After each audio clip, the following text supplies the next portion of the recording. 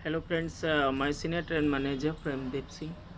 Friends, आज हम बात करेंगे आपको जो रेलवे में एग्ज़ाम हुआ है और उसका जो नॉर्मलाइज मार्क्स आने वाले हैं, तो उसी पे बात करूँगा कि आपको परसेंटेज और परसेंटाइल और नॉर्मलाइजेशन में थोड़ा डिफरेंस बताना चाहता हूँ।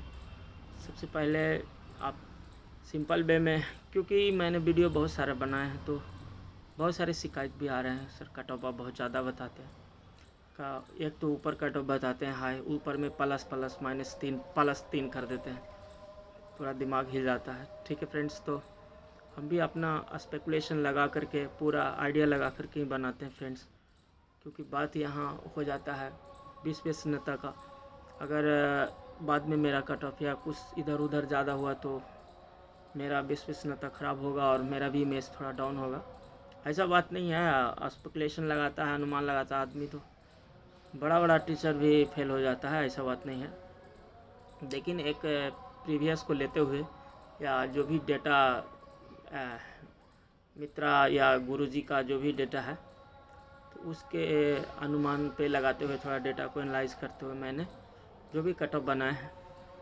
तो सबसे पहले परसेंट के बारे में बात करते हैं कि परसेंट तो ऑल ओवर इंडिया में जितने एग्ज़ाम दिए हैं, तो इतना तो समझदार हैं कि परसेंट तो इजी है कि 100 में जितना मार्क्स आया वो परसेंट होता है। जैसे 100 में कोई 70 मार्क्स लाया है, यानी कि उसका 70% आया है, यानी 80 मार्क्स लाया तो 80% आया, सिंपल। दूसरा बात कि परसेंटाइल का बात करें तो आपको कोई भी शिफ्ट में, सपोज दैट जैसे रेलवे टेक्नीशियन ग्रेड 3 का 23 शिफ्ट में हुआ है, चाहे जितना शिफ्ट में हो, जिस शिफ्ट में मैक्सिमम मार्क्स लाया वही 100% हो जाता है। जैसे कोई बच्चे 75 मार्क्स या 80 मार्क्स मैक्सिमम, हाँ, सबसे टॉपर लाया है किसी शिफ्ट में, तो वो 80% बराबर 100 हो जाता है, यानी कि उसका 80 मार्क्स 100% के बराबर।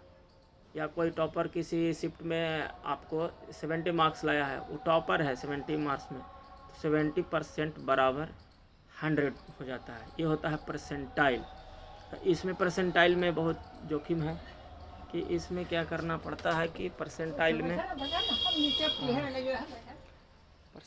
होता है कि परसेंटाइल में ख़तरनाक इसलिए माना जाता है क्योंकि जैसे कि कोई किसी शिफ्ट में 9 to 5 बहुत तेज़ बच्चा बैठ गया, बहुत एक्सीलेंट, और वो 95 कर दिया, जबकि एवरेज ऐसा है नहीं, एक ही बच्चा किया है 95।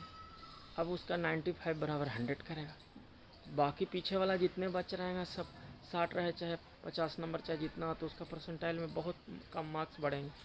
अब किसी में मान लो लक बाई चांस उसमें मैक्सिमम बच्चा 82 या 81 या 80 किया है मैक्सिमम, तो उसको 100% परसेंटाइल में करेगा।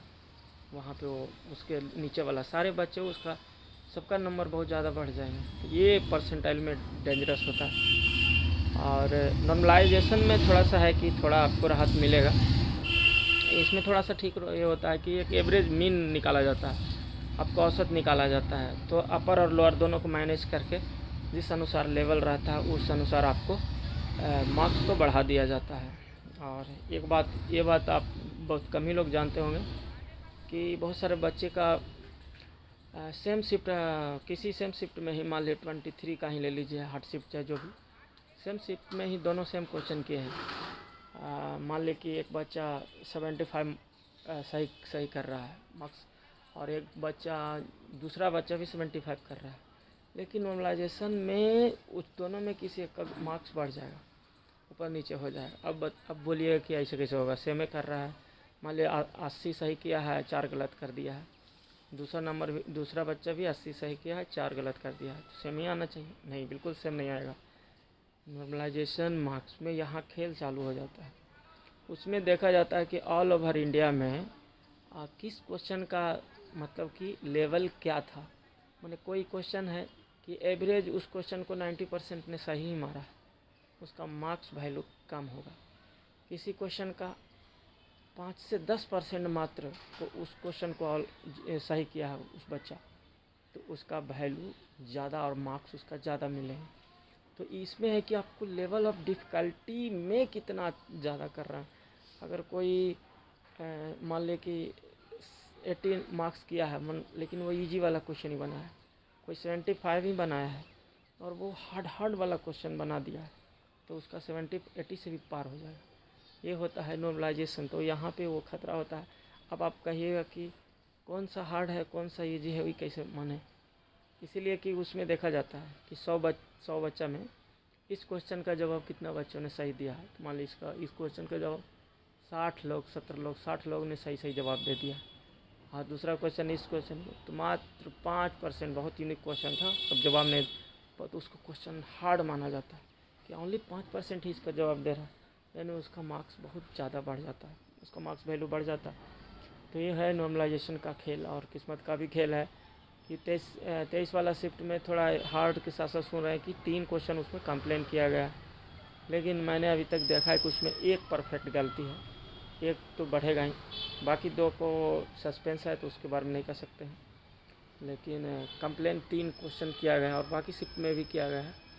तो अगर वो कंप्लेन आपका आधार सही है और सब, तो अगर सही होता है तो मार्क्स आपको बिल्कुल और भी बढ़ेंगे फ्रेंड्स। तो बिल्कुल आप वेट कीजिए। I hope best of luck all of you, जितने भी एग्जामिनर हैं, और आगे के लिए भी तैयारी कीजिए। अभी लड़ाई तो जारी रहेगा और बहुत सारे वैकेंसी आने वाले, तो आप लोग को सभी को रिजल्ट होगा बिल्कुल। Thank you so much friends, आप लोग से मिलेंगे अगले वीडियो में। बहुत बहुत धन्यवाद। जय हिंद जय भारत। Thank you.